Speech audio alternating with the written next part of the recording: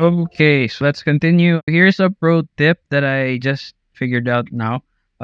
To make the file size of the exported CSV smaller, since the original file that I received from Dan, if I combine the two files that he sent me, the file size is 600 MB, which is insane. And I realized if you save as and then save the file as an Excel file like .xls instead of CSV, it greatly reduces the file size. So the new file size is about 20 something MB, which is crazy small compared to the original one, which was 600 MB. And this time I don't think it's going to hang or freeze up quite as much. So that would probably help if you do that from the start. So just a tip when you do this. So let's continue. So let's move the Salesforce ID column to the first column here in the for the contact sheet. So let's insert it there. And as you can see, it no longer freezes. So basically, the reason why we're transferring the Salesforce ID for the contacts here in the start is because we're going to use this for the VLOOKUP. It uses the first column, it looks up the first column, and if it matches, it's going to return whatever column that we want to return. So for this one, let's go back to to the original file, the exported file that we have. And here, what we're going to do is we're going to insert a column here, and we're going to call this contact record ID, and that's where we'll put the VLOOKUP formula to copy the HubSpot record ID to this sheet and prepare it for import. So yeah, so let's do that. So what we need to do now would be we do a formula VLOOKUP, and then what we're looking up would be this one, the who ID. So let's do this, and then comma, and then for the table array, we're going to the other sheet that we have, and what we're going to do is we're going to select these two columns, and then we're going to select everything up to the bottom. So something like that. So I'm not sure why these ones don't have, or probably because they're sample contacts. So that's probably why they don't have a Salesforce ID. So we don't need to include those, just these ones, and then add a comma to your formula, and then the next one would be column index number. So basically, what column do you want to return? So we're going to return the second column, which is the HubSpot record ID. So we're going to put 2, and then for the last part, it's either we choose true or false. True would be approximate match. False would be exact match. We're going with exact match just to make sure that we're returning the right ID. If it's approximate match, it might return something different or not, something that's not accurate. And so you close your formula, and then just to make sure that it's going to be looking up the same range for each cell that you copy the VLOOKUP to, we're adding the dollar symbol here to make it absolute. Something like that, and then press enter.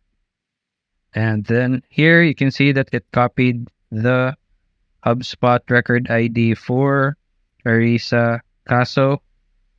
And if you want to make sure that it copied the right ID, you can go to the contacts in HubSpot and then just search for the name here. And then, wait, where's the record ID? If you don't have a column for record ID, just edit the columns and then look for record ID by, And then there we have it. That's the record ID. So it's working correctly. So it did that. So what you will need to do that for all the other rows as well. So basically just copy. You can copy that one or something like that, something similar to that one. Or you can also do a flash fill, autofill, and then flash fill so that it goes to the bottom of the until the bottom row. It does the same thing until the bottom row, probably. Or wait, sorry. So that's wrong. So what we need to do is to go to be able to flash fill. Let's select that and then go to the bottom. This is probably the last one. And then we'll, oh boy. Okay, sorry about that. Okay, this one's better. And then let's do a flash fill. Okay. Oh, it's not, doesn't seem to want to work that way though, but let's try it again.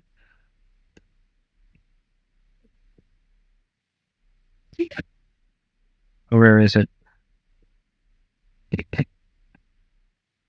Oh yeah, that one.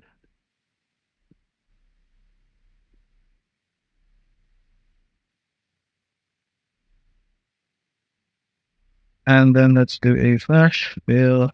Hopefully it works. Oh God.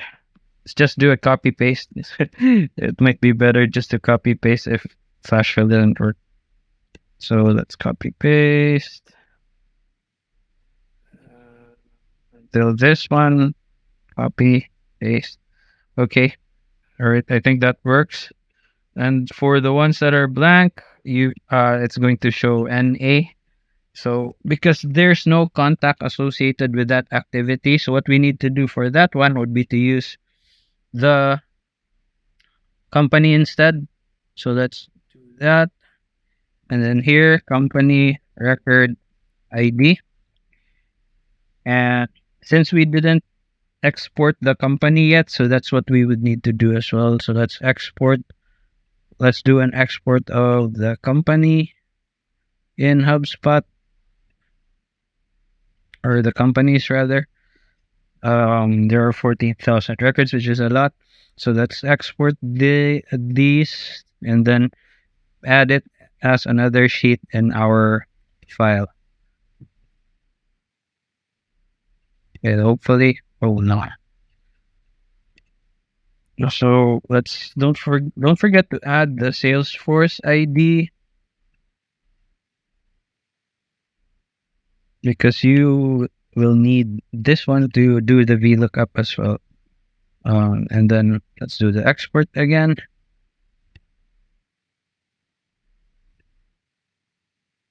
Okay, and while it's doing that, I'll pause the recording and then I'll get back to you once it's done. Okay, so now it's done. Let's download the file to our computer. Let's name it AGI Companies.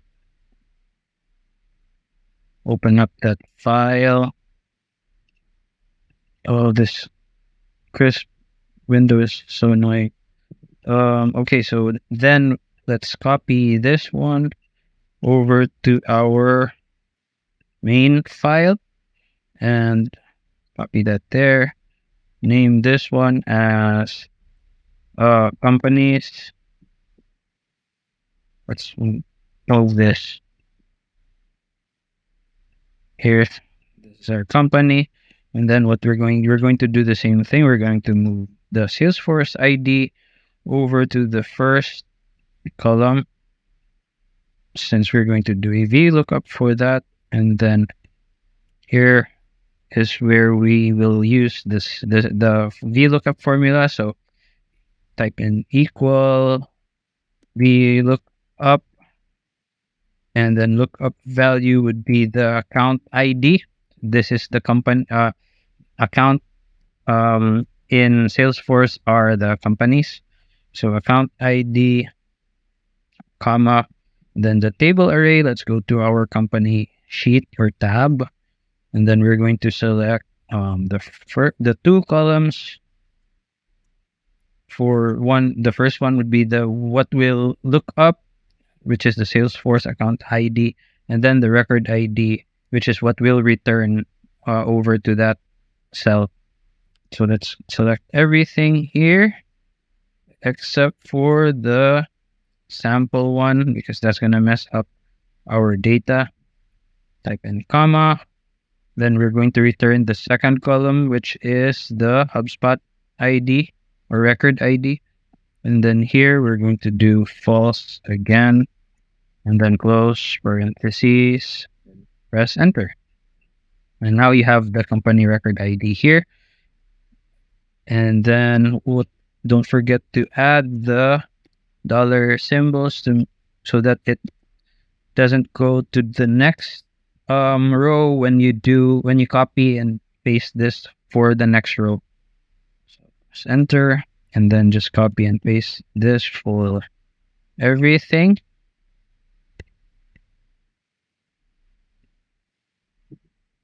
So now you might not have noticed that there were some rows here that didn't have a contact and it doesn't have an associated company as well.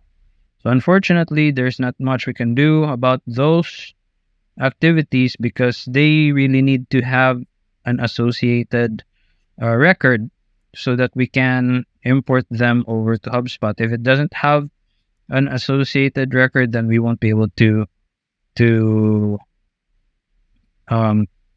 sort of like import it over to HubSpot, unfortunately. Okay, so yeah, but I'm not sure, there's an account ID column there at the beginning. We might be able to use that, but I will look into that later. But basically, this is the process that we need to do to get or to match the record or the associated record to HubSpot, and then prepare the sheet for importing so that we can associate these activities to the right company or contact in HubSpot. So just click on save now. Just click on save, and then I will pass this on to JR, and JR will break these up by the type of task or type of activity, and then JR will also show you how to map the columns to the right property that is needed in HubSpot for each for each type of activity. Like for emails, what are the necessary properties for calls, and then for tasks. So yeah, JR will show that to you in a separate video. So yeah, so basically that's the only tricky part, the VLOOKUP thing. The mapping, pretty much everyone knows how to map an Excel sheet or the columns to a HubSpot property. So yeah, I'll pass you on to JR next. Thank you, and let me know if you have any questions.